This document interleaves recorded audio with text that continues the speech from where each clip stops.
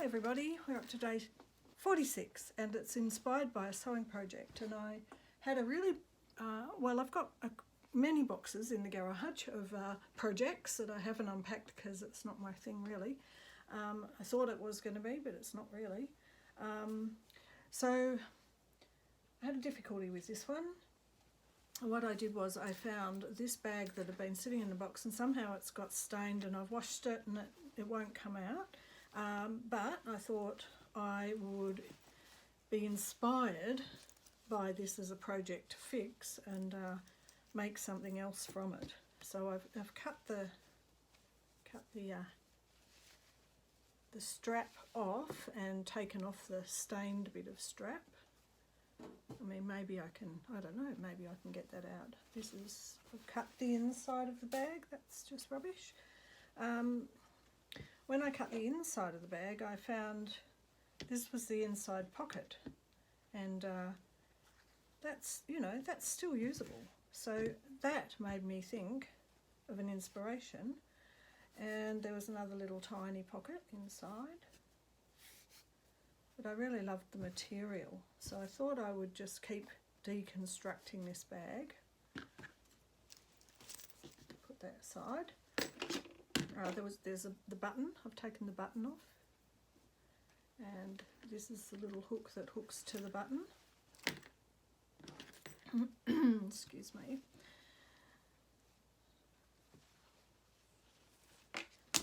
So at the moment, I don't really have a plan. I just started to think I could possibly use some of it as a journal cover. Just double checking what I do and don't want to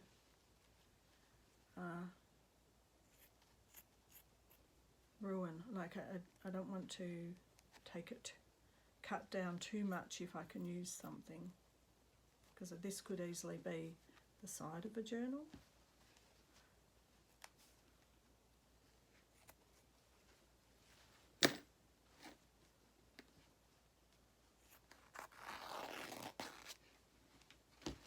So basically I am going to cut it to where that kind of is ruined. Let's see if this is the right way to tear. The right, what's the word? It's a nap, or it's like going on the grain or against the grain. The nap of the fabric. See, I do remember some stuff from high school. I don't particularly, I don't know, why do I have a block about this? It should be like, oh, everyone loves crafts, this should be fine. Look at that beautiful, I loved this bag, but the good thing is I found it after I already had one, so I've still got one that's in good condition. If I find it, I'll show a photo or something. I like this one because I love the circles, it's very abstract. The other one is an orange, it's a really bright orange.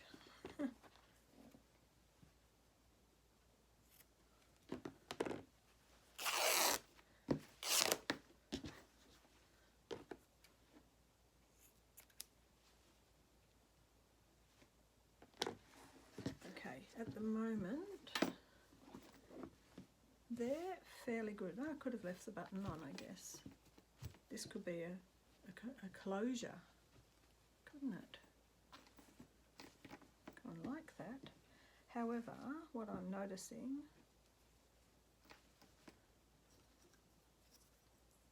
that would be like that, is that this isn't very long, so if I was going to have a button this big and use a zip that long, it would be a pretty big journal, unless somehow it's like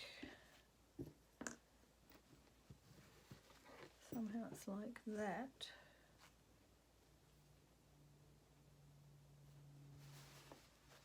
That would be like that, but then I don't know if you would have to, like, it would be like one of those purses that you zip, and zip.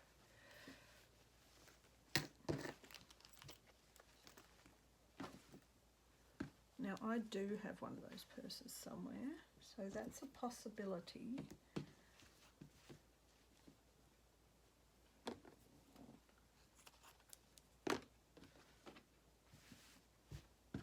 See, this is the thing with the sewing stuff. It's not my skill set. So I've hit this point now where I've gone, oh, I can't get my brain around it. I can't imagine what to do next. I don't know where to start or stop with it. Going to even these up. So that could be a really nice tie.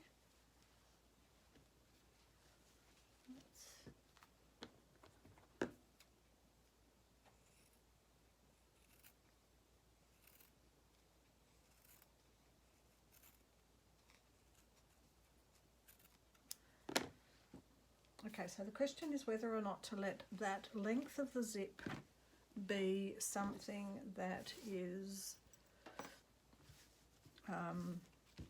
dictating how I'm doing this. The other thing I could do is I could probably unpick these seams and just put the zip aside and just use these two bits as edges. That might work. I'd like to do that, I think. That way at least then I can cut wherever it requires to be cut for the height.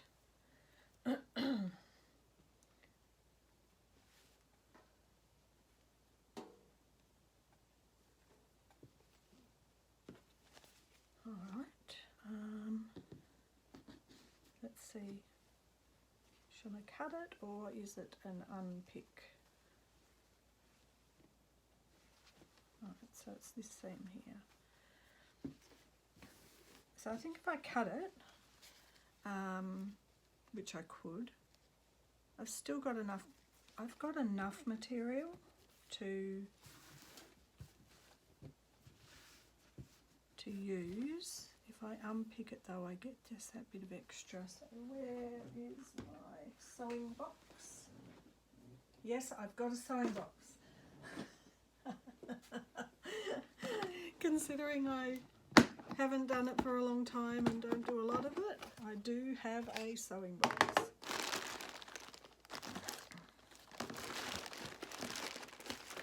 I even have an unpicker. It's all coming back to me now. I just had to turn the heater off in here because it's really, really warm. Now, this might be a double seam.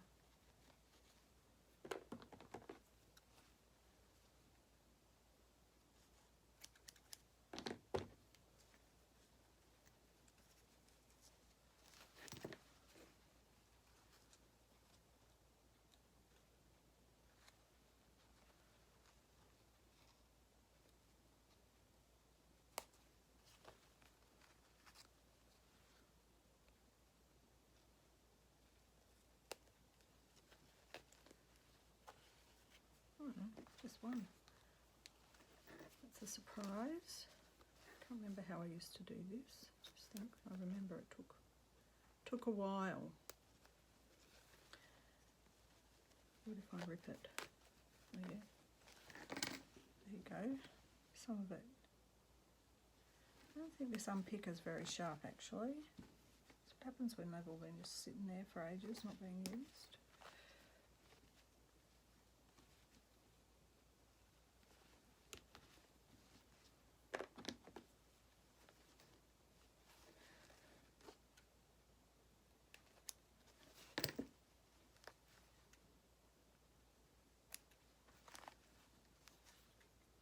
Oh, there you go, scissors are quicker.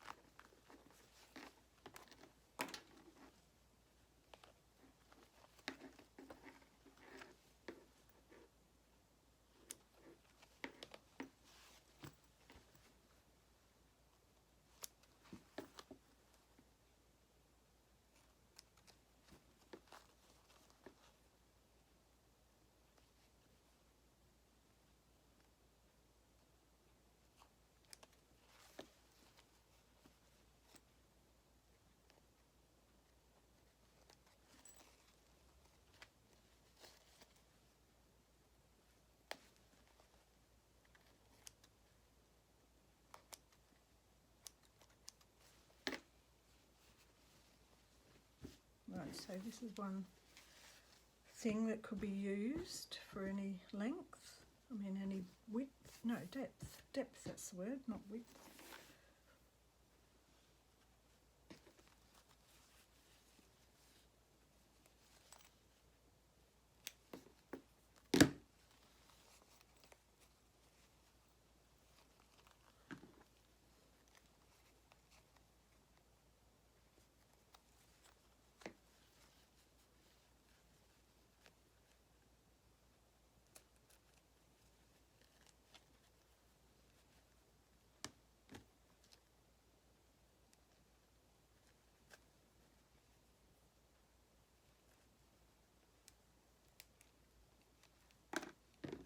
That's really not very sharp at all. Okay. As a matter of fact, I might have another one somewhere in there, but the scissors seem to be working. So that's what we're using today, folks. Get rid of that extra rubbish. You know, I love this because really, in a throwaway society, someone would have just gone, oh, there's just a stain there, and it wouldn't have ever been used. The bag I'm talking about would have been chucked into maybe a bag that was going to the op shop. And my friend who does work, one of my friends, works at the Savers I've mentioned before. We have Savers here. I don't know if it's everywhere in Australia, but it's certainly in Melbourne. There's quite a few shops, and it's where like the Brotherhood of St Lawrence and Salvos and St Vincent's de Paul, St Vincent de Paul's, all of those were 3 different types of op shops, and what they did was they amalgamated and made it like department stores. And so they're pretty good at, you know, so you can go as if you're at a department store, but it's just secondhand clothes or books or blankets or whatever. Which reminds me, I got a little note about a sale, 50% off on books again. And, you know, I've still got that pile here, but I'm so tempted to just go and pick up another 10 books for $20 or something like that, because they sit there. Yeah, they'll get used. Anyway, my friend works at the section, so they've got a great big loading bay out the back, and so you take your stuff that you're dropping off to put in at the op shop at Savers, and they sort it. There we go.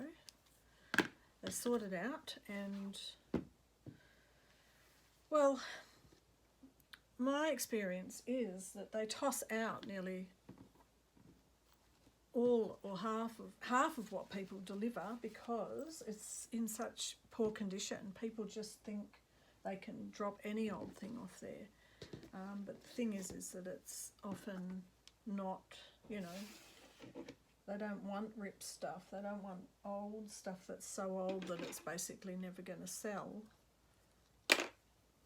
And some people don't wash stuff and all of that, and so he just chucks out so much stuff, and he's not the only one. Every one of their shops does it.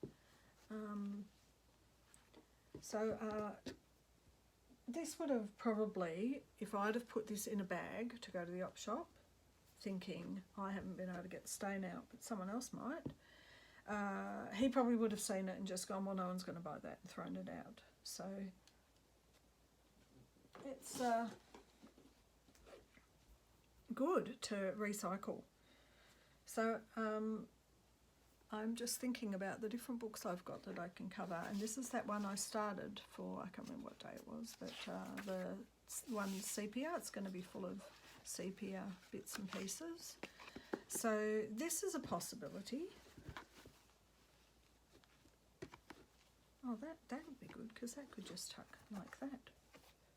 Oh, that's so good.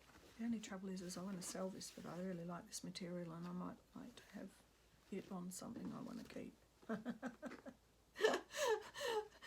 You've got to let it go. It's like, it's my baby though. It's not allowed to go yet.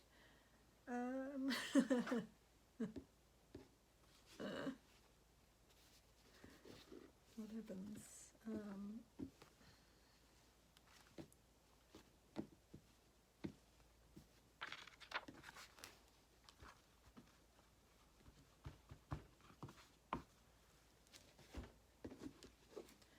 What I wanted to see is, so the button was on the inside of that, but like imagine if this is like this, and it seems to me that might be better if that the front was there, because that will go there and the button would be where it was before, and then this would be able to go over the button, but I'd have to make sure that that would be able to go over the button to hold it. Did you say it's not even attached and I just threaded it through?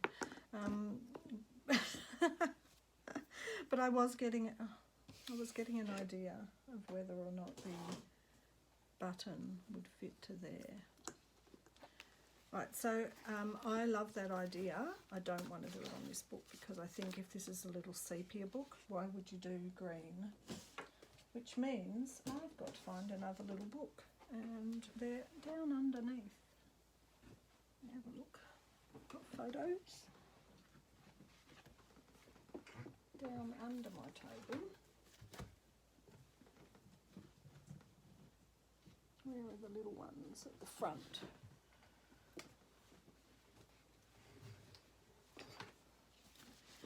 Well, this one is the homeopathic book. Look at all this. How good's that? Oh, I should be using that. That'd be so nice. That would be a good cover. But I like that little small one. Maybe I should go and find a whole heap of small ones. The button and that won't work on that. So it's too. Even if I take the pages out, the depth of it is too. That little one was really the perfect one, wasn't it? I might have to just. Oh, hello. There's a butterfly. Where did you come from? Now this one, Little Golden Treasury. When I saw this one, I just loved it. I love the cover. It's really, but it's very broken and it's very old. That beautiful end papers. It's full of poems which I've started to rip out.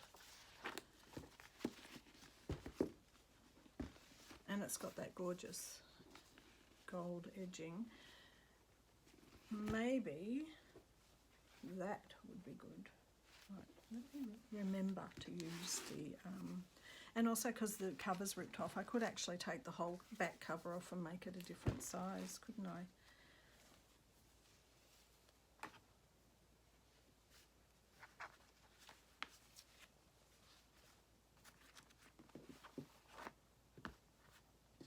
That's a real patch-up job, that one. Alright, that would go like that. And when it's glued down, the spine could have something over it to, you know, fix that bit that's missing, or, just thinking out loud, I could make the spine a lot thinner and then overlap this one with this one. Just do that.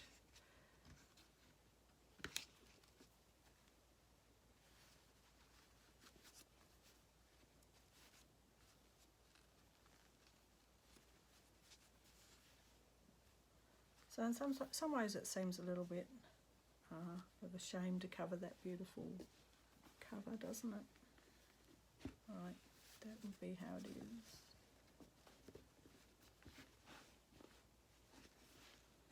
I think that's going to be the right size book. All right, that's the one we're using. We've already got a front cover. Has it got any? No, it hasn't got any end pages. got a name. Oh, it's gorgeous. Normally you would try not to cut down the cover, but can you see?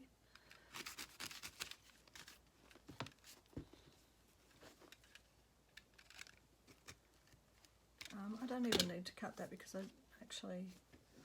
won't use it. I'll use some cardstock.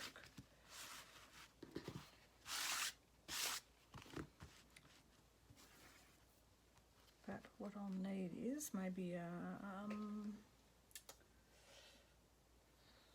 how thick would it be?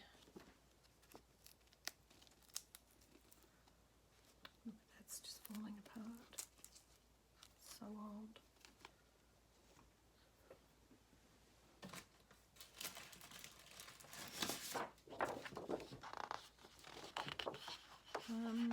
Okay, I'm just now going to think aloud for a minute. This cardstock. Okay, I don't know. I don't think it's thick enough. Even 3 lots. Just not happy with it. I think I might need to use, oh that's funny, I did find some boxes.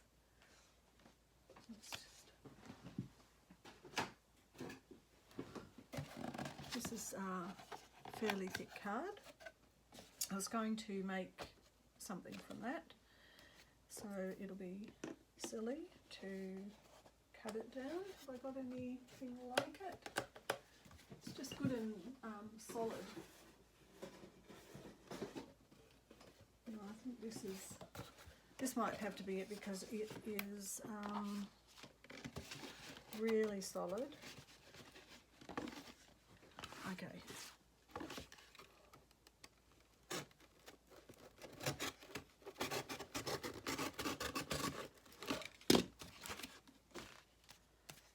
Now that's deep enough, but it's going in, so it's not enough. Oh. You love ready perforated edges. Ah, thank you.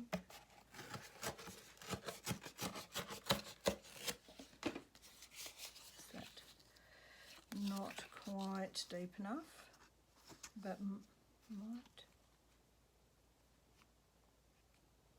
might do the trick if we break up bits and pieces. I'm thinking now, always with things like this, you're just making it up as you go, so I haven't thought about anything that's going inside this book yet. I haven't thought about what signatures. I'm just thinking of making sure that material fits around and making sure that there's a good, a hard spine. Now I think that I can probably, see if that'll come off easily. Oh, there you go. Yeah. Double this up might be, yes, similar thickness. Alright, so where's my ruler? This is where I am going to work out how thick do I want my spine. And you know what I might do? It seems a bit unwieldy to do it, but I might use this as a template, like to glue down on. Alright, just going to butt that up on the grid and tape it down. Tape.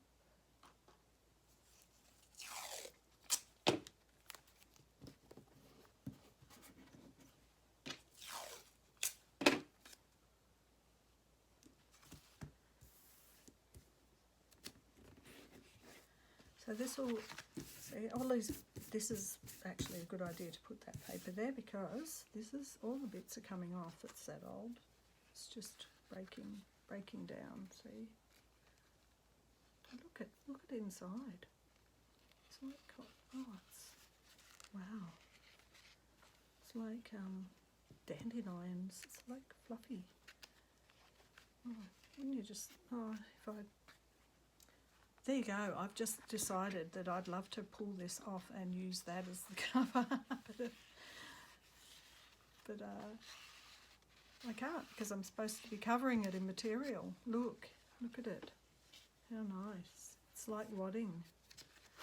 Oh well, carry on. Segue a doodah. Okay.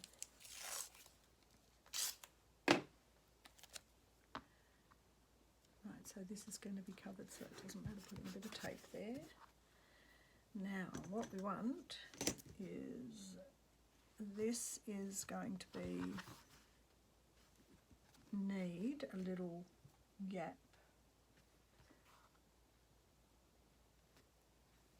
And now cancel.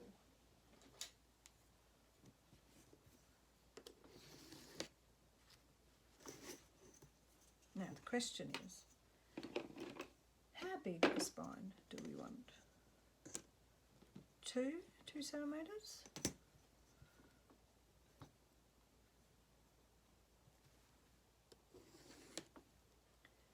So that means if I'm going to double these up together,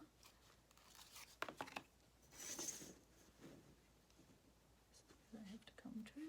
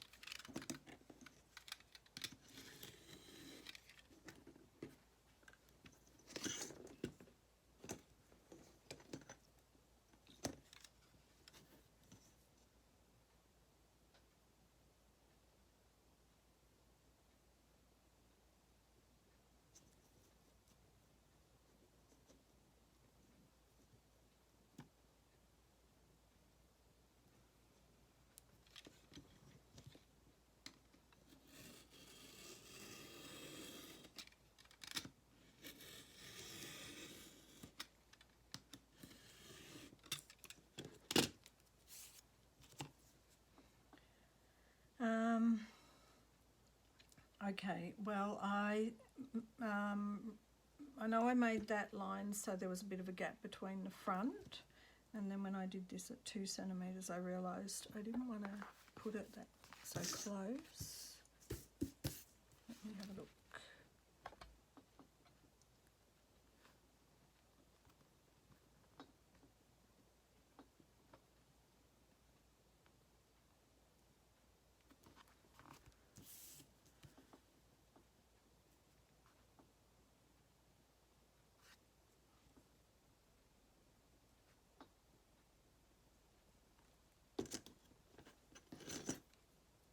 Doesn't probably matter whether it's doubled up like that.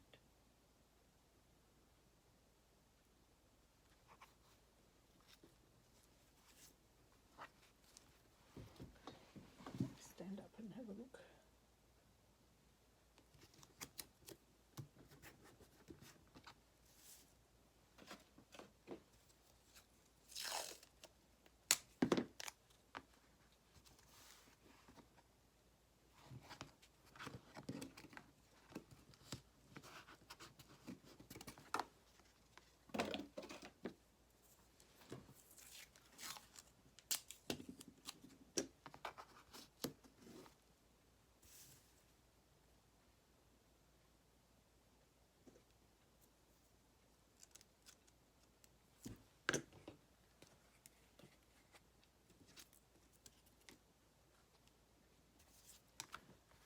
glue this.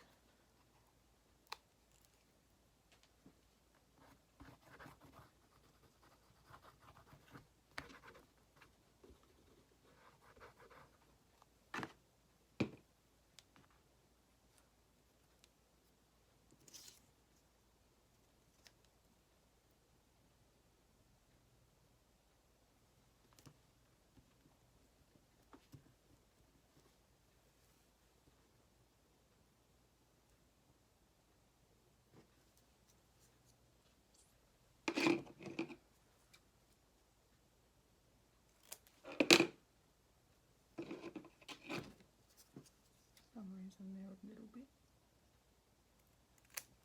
on an angle. Okay, that.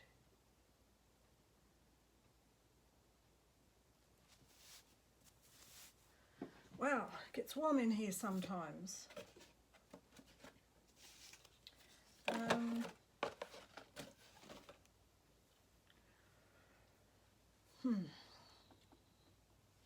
Now, the reason I've stopped is because I'm thinking that the signatures will be sewn onto this bit, so that's okay. But this gap here and here,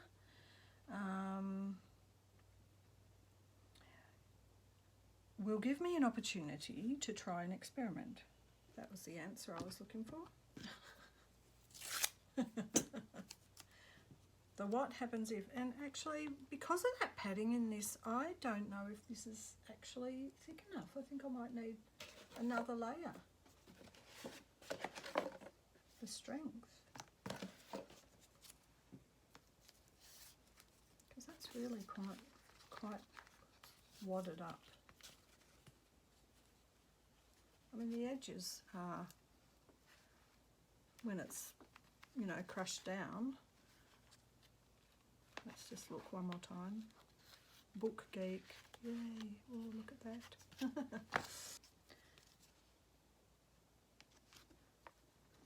That's better. Okay.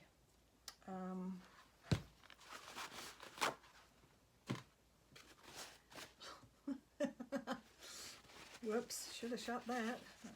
Right, that's how warm it is in here, which is better than it being freezing, which it was the other day.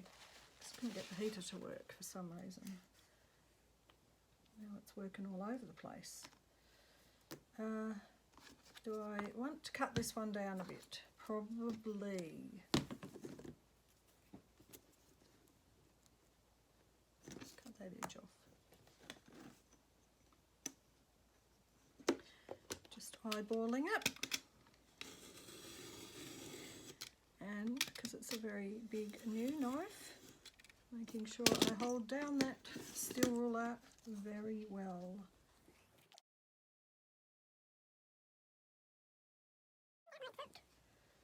Alright, let's make that the back so as it's a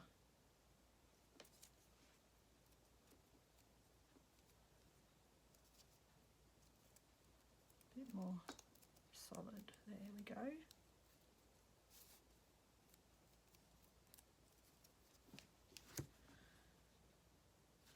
Okay, I am just going to leave a little gap there and a little gap there.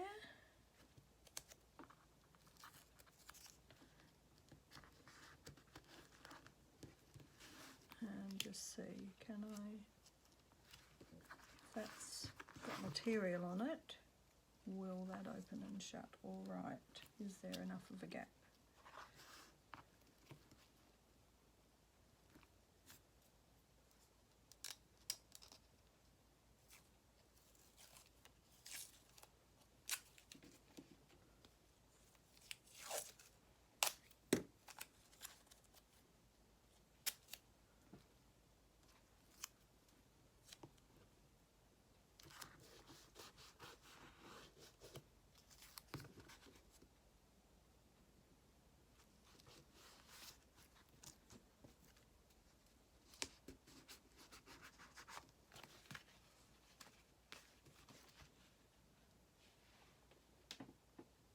Use my head in there. Bit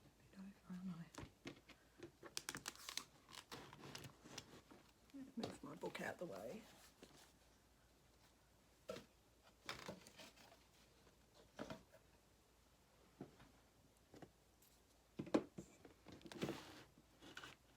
That's better.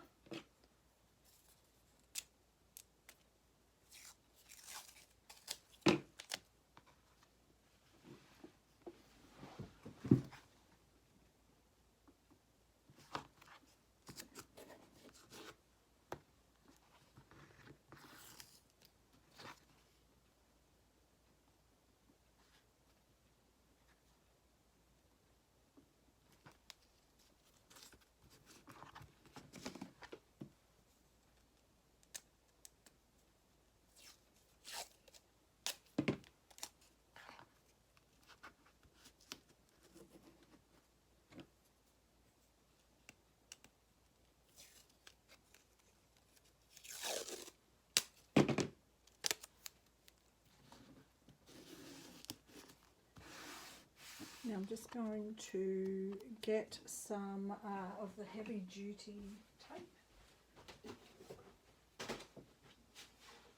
I can find what I did with it.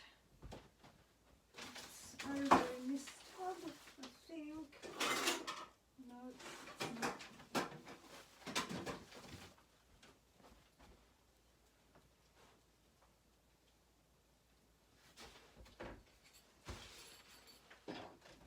Where it was. There it is.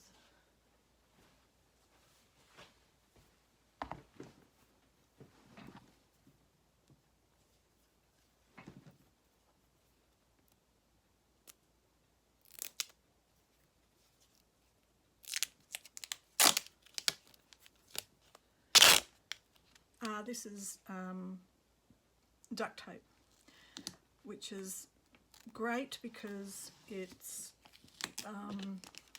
waterproof, although that's no big deal if the rest of the journal isn't waterproof.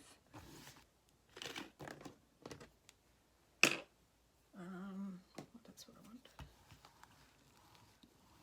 You can get to see how you get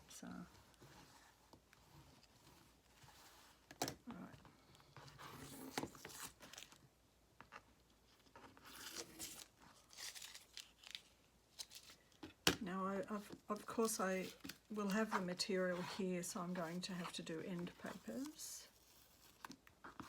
Shame to cover up that antique-y marbled look, but it's actually really so faded, it's kind of, you can't really see it.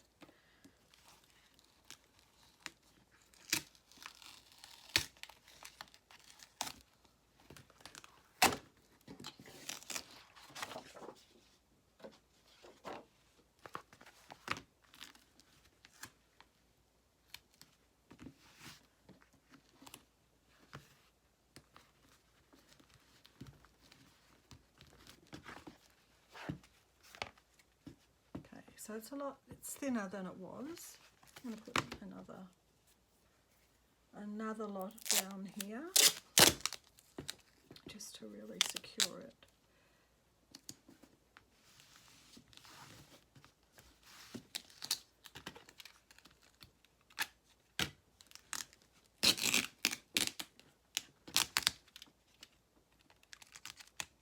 So secure it's stuck to the green bit.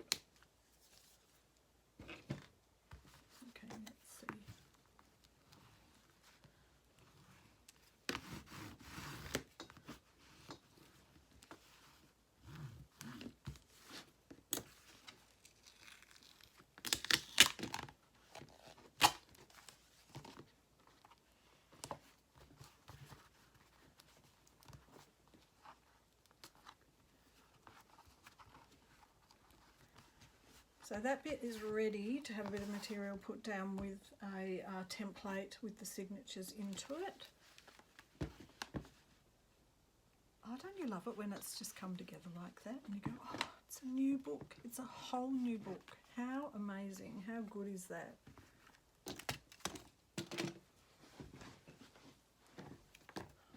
Let's clean up a little bit. Get all the things out of the way that I've just got out. So now my question to myself would be, do I want to do the signatures and get all that in before I do the cover, or do I want to do the cover first? Which is a very good question. Probably there's not really a, you know, it probably doesn't matter which way you do it. I guess it's a personal choice in the end. I wonder where that butterfly came from. Put it over there. Alright, so this is the bit that the button was on. And because we are actually doing Inspired by Sewing Project, I guess the answer is that the cover goes on first. Because that's where what we're doing. So I wanted to have this at the back because I wanted this to come around. So let's do a little practice run here before I put it on.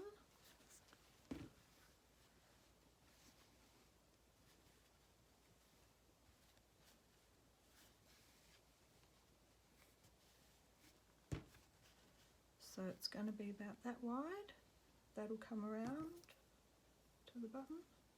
So the button can be off a little bit, maybe, you know, forward a little bit. And there you have it. Okay, good-o. I'm going to do the back first. Now, let me think. Let's get a rough idea of the centre. And you can mark this all you like because it, you know, it doesn't really matter because it's going to be covered anyway. 18.5 is 9.25-ish. Not even ish, but I mean if ish by the ends, that's my maths. My maths is ish. Ish maths. What am I even talking about? Who knows? Sometimes I'm just waffling. Just trying to fill up the space. And I don't even need to.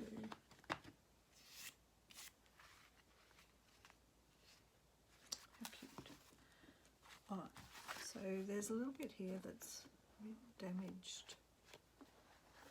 I think that's why I was thinking of using this around it to be a buffer between the material and the cover. It actually feels padded though, under the material still.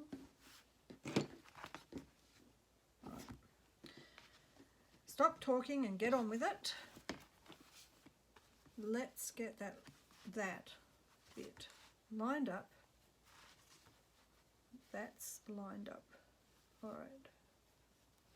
I love the way that this has already got an edging.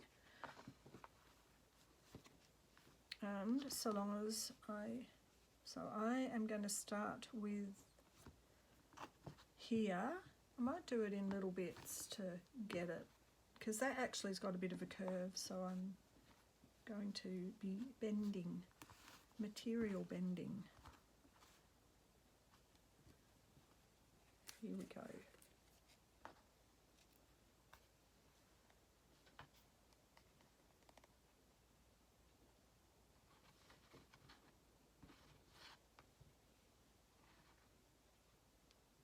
Oh, that's the, what's it called? The interfacing.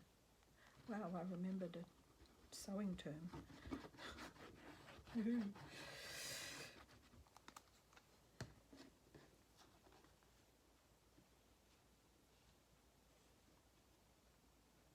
Okay, that bit.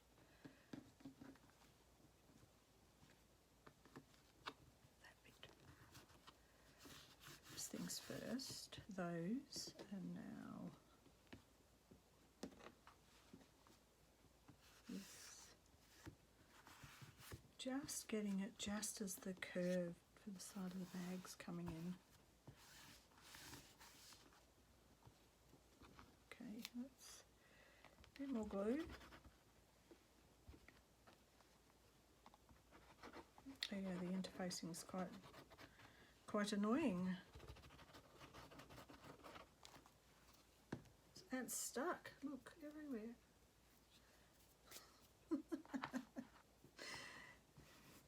Oh, it's stuck to me. Oh, I don't know what's wrong with me today. I think, what day is it? Thursday. It's my flatmate's birthday tomorrow and the girl next door's birthday tomorrow. And then Lily arrives on Saturday. I don't know, sometimes I'm making a couple of these ahead, so maybe this will actually be uploaded on the day she's arriving. There.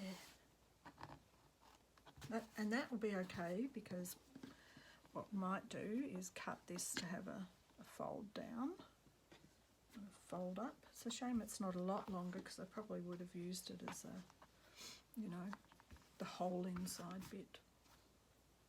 But I've got a bit of spare. I'll see. I'll have a look.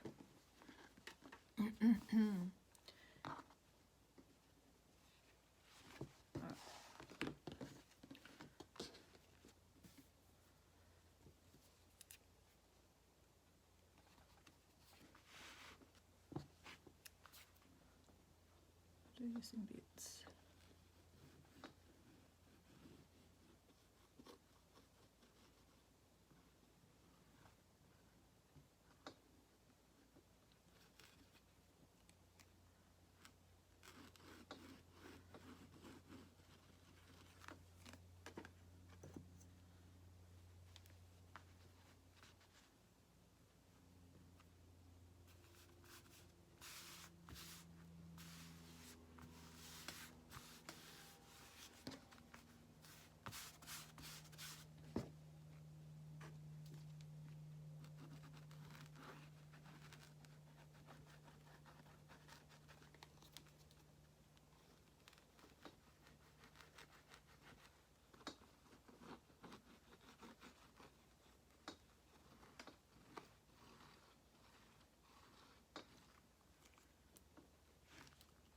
Like enough glue's coming out.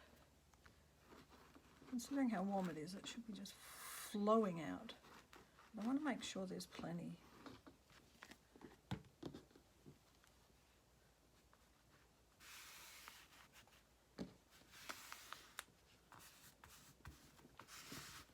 Oh, it's spongy. Love that.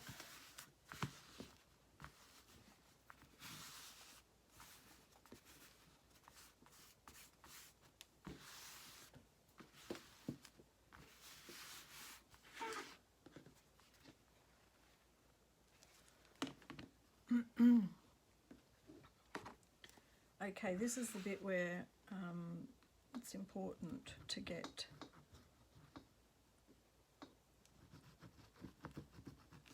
it not so tight that it won't fold. So do this.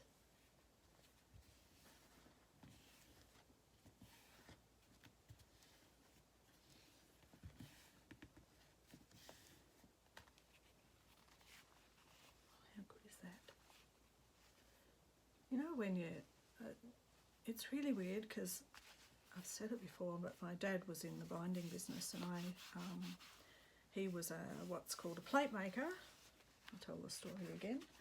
And I did my apprenticeship in the binding printing factory.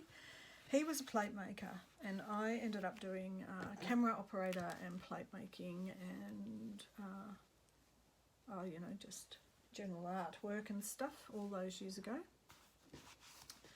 Many years ago, like when I was 20, so you work it out, a long time.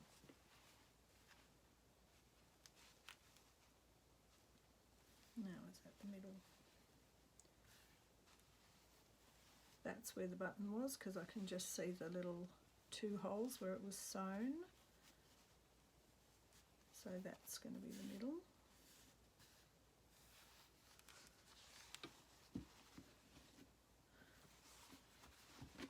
And so the thing is when you work in a factory, well, you know, like, I mean, it was a profession, it was a trade. I did an apprenticeship, and so did my dad. Well, actually, I don't know if my dad did. He was a dental technician first. Anyway, he worked for Kodak in England, and then we came to Australia with him working for Kodak over here. Mum and him got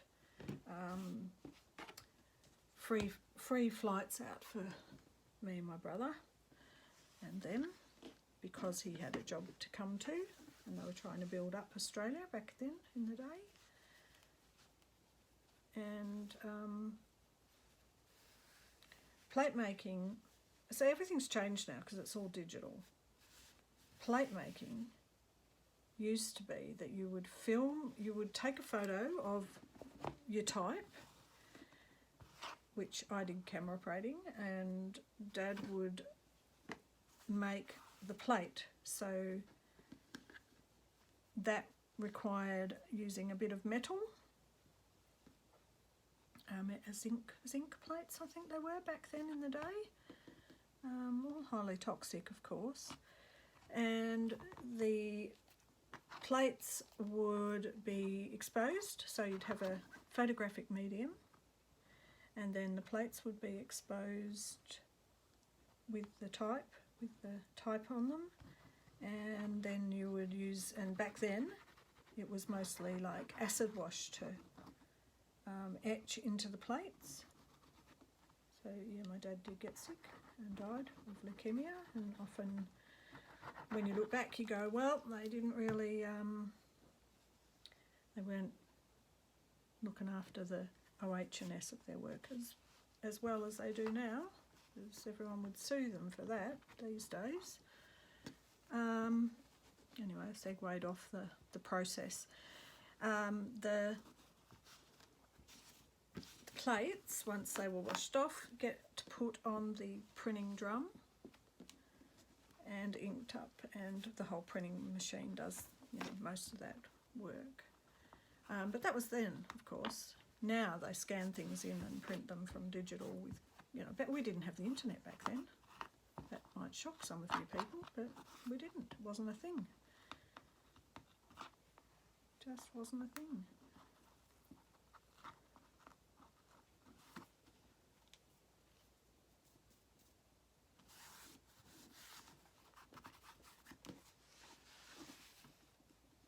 Okay. That has bunched up a bit, which we don't want. So now we're going to get around the edges.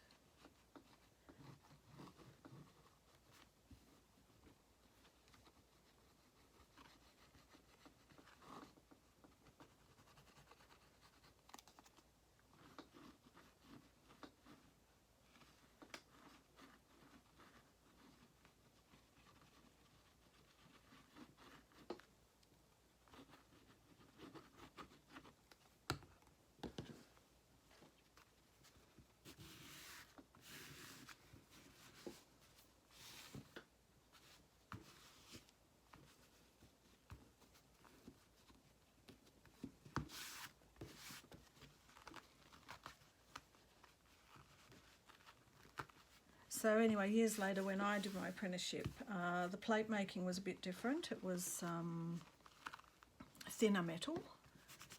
We went from, you know, they went through different stages, letterpress to litho to basically digital.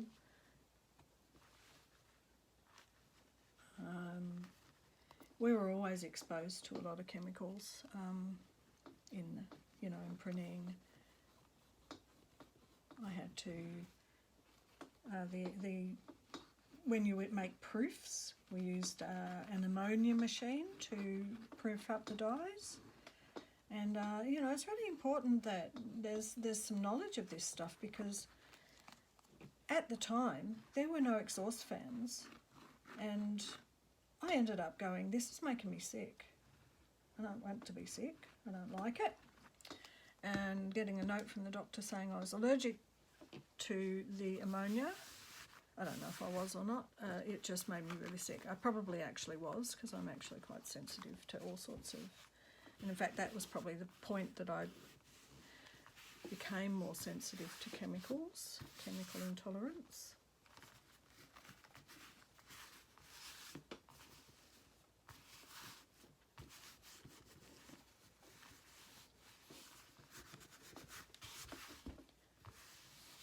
I'm wondering if I should have sewn that button on before I did that, but I think I might use another bit of material. So sew the button on, then use some material to go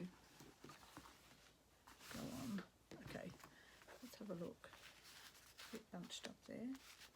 It's annoying when it does it on the front, isn't it?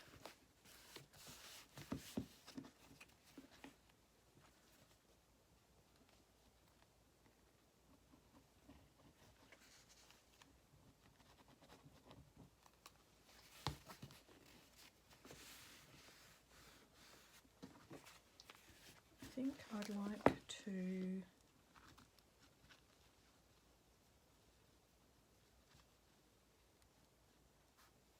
that might be a good way of doing it.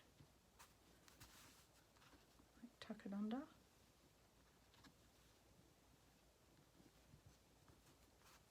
Like wrapping a parcel, isn't it? Right, if I'm going to tuck it under,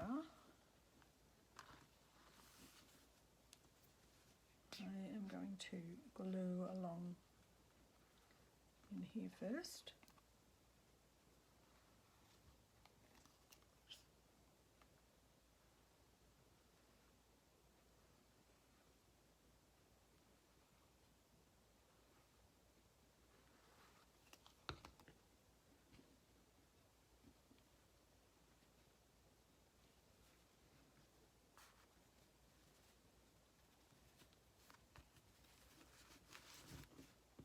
Got a fold and then glue along here. It's actually going through. I still haven't decided. I mean, I can get some binders, tape, or you know, the backing stuff that goes on the spines. Okay, let me do this. I like that though, even though I've been a bit heavy-handed with the glue, and it's a thin satin material, so it's showing through.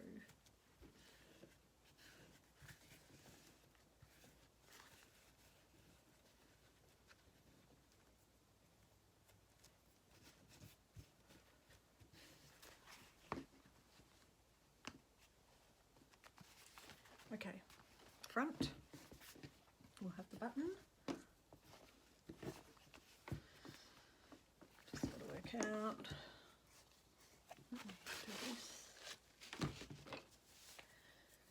So the thing I was going to say about working in that industry also was that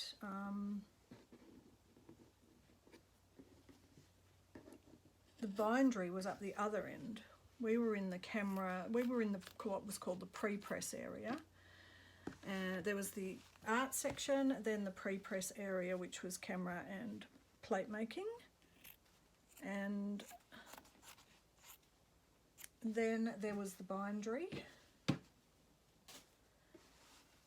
which is where then, after the printers had printed all the books and stuff, they the big sheets of paper with the type on for the books, depends whether it was black and white house or a colour house, and move this out of the way. The bindery then bound up the books with all the machines doing a lot of, wasn't all hand bound, it was all machined in some way or another. Little machines that ran the glue out on the edges and put their covers on and all of that sort of stuff.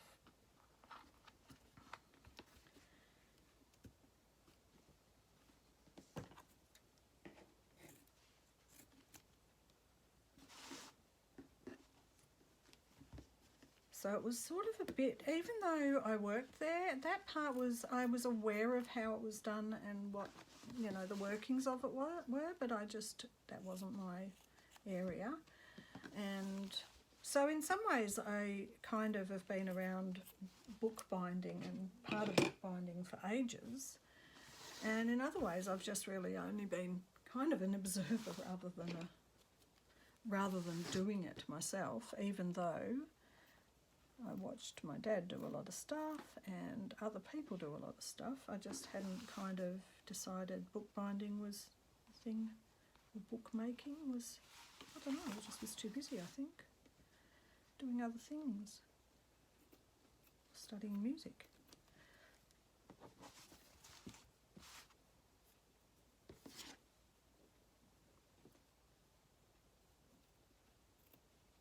And now, look what I'm doing.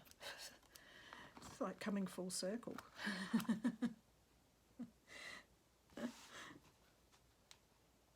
Wonder if Dad's watching and having a laugh, watching over me, going, knew that's what you were going to do.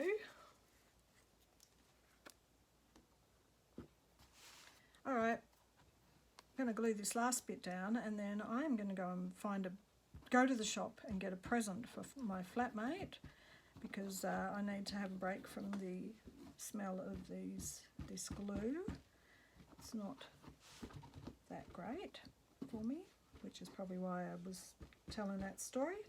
Got to get out and get some fresh air.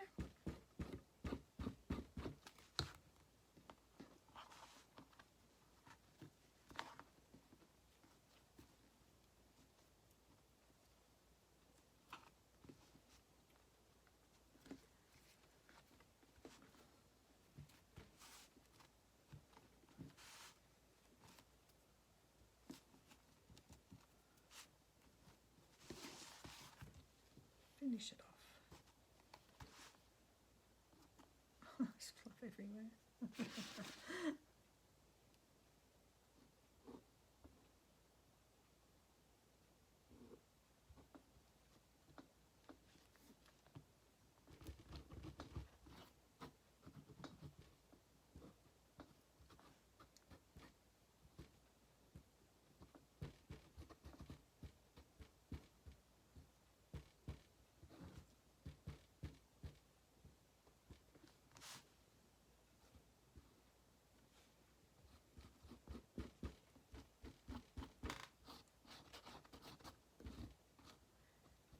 Putting plenty on so it doesn't come undone.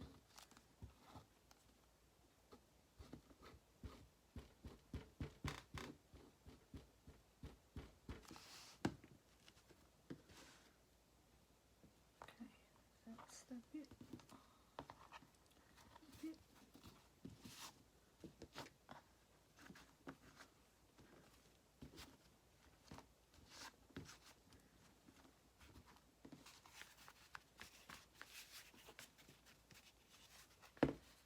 I might put some little corner thingies on. I'll have to make some.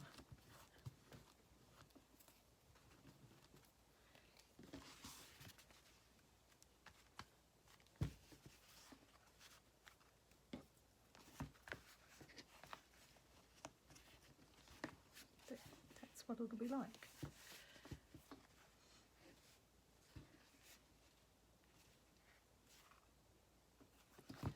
Oh, there you go. That was day 40. What are we up to? I forgot. I already said it once. 46. Yes. Inspired by a sewing project. There you go. How to recycle things that could have ended up just being thrown in the rubbish. That's it. Have a great day.